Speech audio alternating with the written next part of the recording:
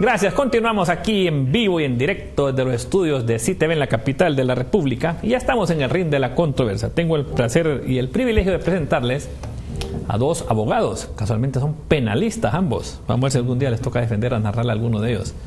La broma que hago. Tengo aquí a mi derecha al abogado Carlos Alvarenga, analista jurídico y político. Él es columnista del diario El Tiempo, que se edita en San Pedro Sula. Y me ha llamado mucho la atención varios artículos que él ha escrito. Y casualmente escribió uno sobre el ingeniero Narrala, ya le vamos a preguntar sobre el mismo. Y también tengo a su derecha al diputado de los más votados en el departamento de Cortés, el abogado Walter Vanegas, que debutó hace 9 meses en el Congreso Nacional, diputado del PAC. Algunos dicen que es el diputado Judas. Vamos a preguntarle también, porque dio una entrevista a él hace poco. Inclusive yo creo que andan preocupados algunos, porque él dice que va aquí dice, pedirá cárcel contra los promotores de la reelección. También le vamos a preguntar de eso. Vamos a hablar de todo un poco, pero particularmente del PAC, del liderazgo del ingeniero Narrala y de la situación política del país. Empezamos aquí con el abogado Alvarenga. ¿Cómo estás? Los problemas de Salvador Narrala, un artículo que usted escribió, un editorial, digamos, una columna. Cuéntenos cómo ve a Salvador Narrala desde la perspectiva del análisis que usted tiene. Bueno, antes que nada, muchas gracias, Mario. Te felicito por esta iniciativa, realmente es refrescante dentro de todo lo que aporta la televisión nacional. En cuanto al artículo, pues era más bien como un desahogo un poco como ciudadano que en un determinado momento pues apoyé esta iniciativa de ver a alguien que con la personalidad que arrastra de Salvador Narrala pudiera ingresar en la política nacional, una iniciativa, insisto, ante un bipartidismo centenario que tiene a Honduras, pues como lo veíamos ayer y todo el mundo lamentándose, entre otras cosas, entre uno de los países más violentos del mundo, tanto así que tenemos la triste fama de estar en el récord Guinness, ¿verdad? Entonces, esta construcción mal elaborada, un Frankenstein raro de democracia en el que estamos viviendo es precisamente por este bipartidismo. Una vez oí de un comentarista que decía, bueno, aquí hay un partido, solo que está dividido en 2 facciones, una roja y una azul. Entonces Narrala venía a hacer ese abrir las ventanas para que entre aire fresco en nuestra política, pero poco a poco ha ido, si no desilusionándome, al menos desencantándome en cuanto, en primer lugar, a sus capacidades como político y su liderazgo, y en otras sobre todo a la cohesión del partido que tanto le ha costado formar, ¿no? Ya me vas a describir el por qué estás como desencantado con el ingeniero Narrala, pero antes, Walter, ¿cómo estás? ¿Cómo está el liderazgo del PAC? ¿Cómo es el liderazgo de Narrala hoy, 9 meses después de que pasaron las elecciones? Y él, por decirte, continúa diciendo de que él ganó las elecciones, cosas que tal vez la gente no le cree. ¿Cómo estás? Bueno, muchas gracias, buenas tardes al pueblo hondureño. Un placer, abogado Alvarenga, estar con ustedes compartiendo este foro. Primero quiero enviar un mensaje de solidaridad con los familiares de las compañeras fiscales Marlene Vanegas y la abogada Eufragio, que pues sufrieron atentados, fueron vilmente asesinadas. Condenamos nosotros esos actos de violencia en el país y nos solidarizamos con sus familiares. Bueno, efectivamente nosotros aquí hemos incursionado, somos ciudadanos comunes y corrientes que salimos del antisistema, de los cuestionamientos que hemos estado de una actitud crítica y pasiva hacia nuestros gobernantes por, como bien lo decía el abogado Alvarenga, tienen al país en la situación en que está. Tomamos la decisión de involucrarnos y uno de los abanderados de esa iniciativa, por supuesto, que fue el ingeniero Salvador Narrala, y sumado a los perfiles y a los ideales que tiene el ingeniero Salvador Narrala, muchos ciudadanos nos vimos motivados a incursionar en la vida política del país y, por supuesto, que no somos los políticos tradicionales, porque no venimos a decir las cosas con maquillaje. Nosotros hablamos de manera frontal, franca, abierta y sincera. Pues entonces, eso de repente a algunas personas les causa sorpresa o no les parece la manera, porque el político tradicional en nuestro país está acostumbrado a maquillar las cosas y a decir las cosas que son malas, muchas veces las quieren o pretenden decir de una forma diferente para hacerlas buenas y viceversa. Eso es lo que nosotros no estamos acostumbrados como ciudadanos comunes y corrientes, cansados del sistema, de los actos de corrupción. Lo que venimos a hacer es decirle al pueblo hondureño con la verdad, venimos a hablar con franqueza. ¿Desencantado con el liderazgo del ingeniero Narrala? No, de ninguna manera. Mire, ese es un tema que los medios de repente le han tergiversado. Nosotros no estamos desencantados con el ingeniero, seguimos al pie de la lucha, Seguimos en la búsqueda de esos ideales, del tema anticorrupción, del tema de transparencia, del tema de rendición de cuentas, del tema de informarle al pueblo, de defender los intereses del pueblo y obviamente cuestionar aquello que también afecta al pueblo. Independientemente de dónde provenga, tenemos que hacer las cosas que son correctas para el país. Abogado Alvarenga, ¿por qué dirías te has desencantado con Salvador Narrala?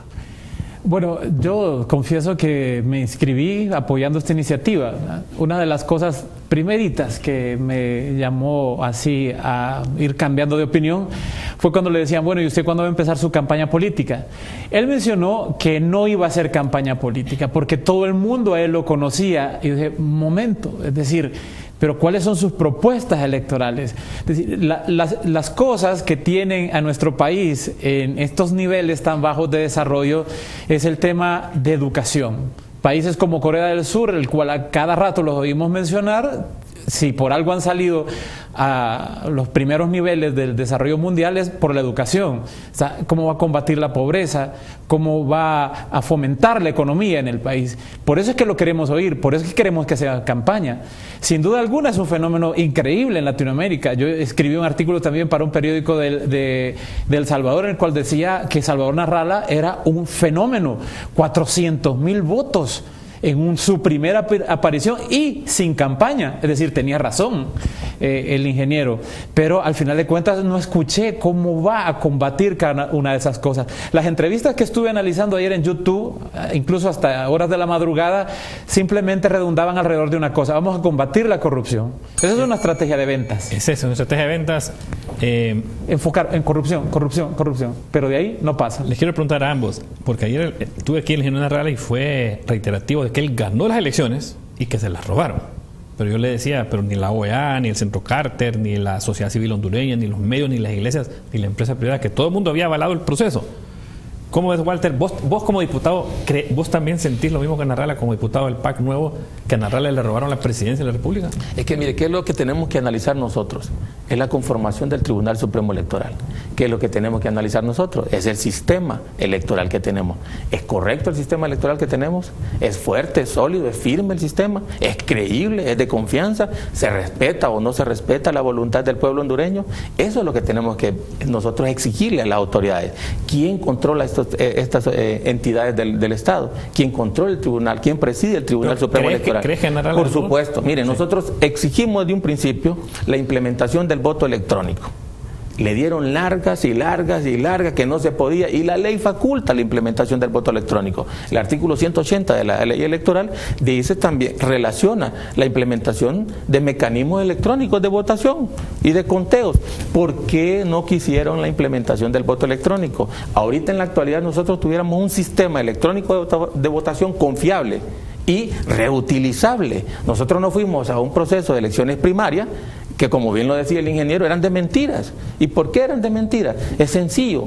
¿Por qué? Porque al final tuvimos un proceso de elección, hubieron resultados y esos resultados no se respetaron. Y ahí en la actualidad tenemos un designado que la ley impide que volviera a participar en procesos eleccionarios. Y ahí lo tenemos. Entonces, aquí, ¿qué es lo que estamos viendo nosotros y tenemos que cuestionar? Es cómo interpretan la ley, qué sentido le dan a la ley.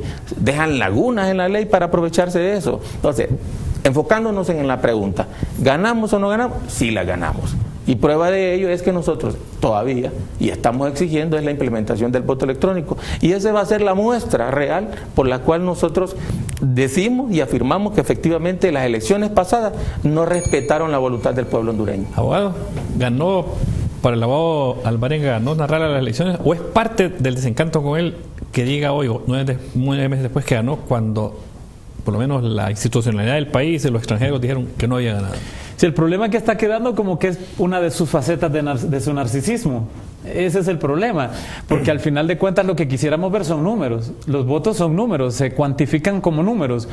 Y en un principio, sabiendo las mañas de nuestra clase política, nos podríamos entender y podríamos hacer eco precisamente a esos reclamos, pero queríamos ver números. ¿Dónde están los números no me cabe la menor duda que el impacto que ocasionó una nueva candidatura resultara en el apoyo masivo de la gente. Pero queremos ver números, al final de cuentas no los vimos, entonces todo quedó en eso y se diluyó. Problema, sobre todo, porque aquella gente que estaba esperando una reacción más combativa ante un fraude, vio que al final de cuentas no hubo manifestaciones públicas, no hubo impugnaciones, todo se diluyó y entonces volvemos a lo mismo, porque entonces la gente dice, entonces ¿qué hablaron tras bambalinas en el Congreso para que todo el grupo del PAC se haya quedado callado y no haya pasado nada? Entonces, ¿qué pasó? Mire, si quiere Walter nos contestar después de la pausa comercial, porque tenemos que ir a una breve pausa comercial, después Walter nos contesta y después quiero que hablemos de lo que acaba de enarbolar ahorita Yves Times en el editorial, en la columna de Carlos Alvarenga, el narcisismo en Narrala. Vamos a una breve pausa comercial y regresamos aquí en Que Hubo Chano en el ring de la controversia.